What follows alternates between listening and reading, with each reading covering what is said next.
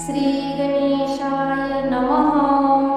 नारद उवाच प्रणम्य शिरसा देवं गौरीपुत्रं विनायकम् भक्तावासं स्मरे नित्यम् आयुकामार्थसिद्धये।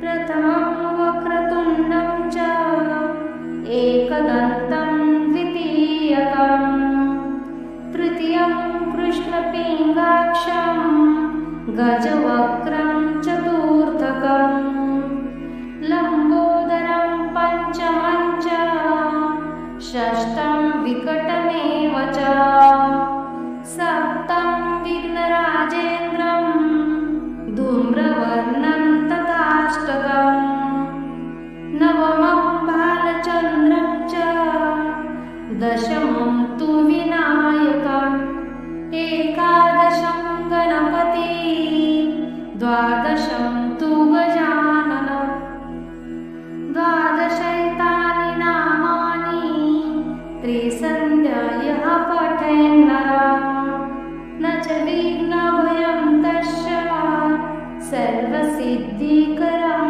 प्रभो।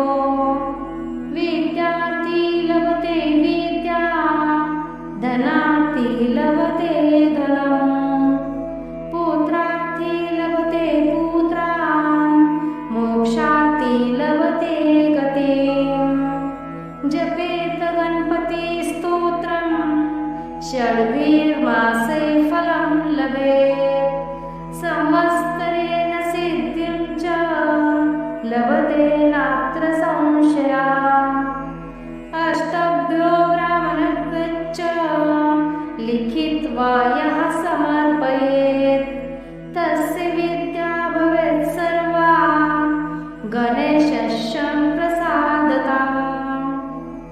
इति श्रीनारदपुराणे सङ्कटनाशनं श्रीगणेशस्तोत्रसम्पूर्णम्।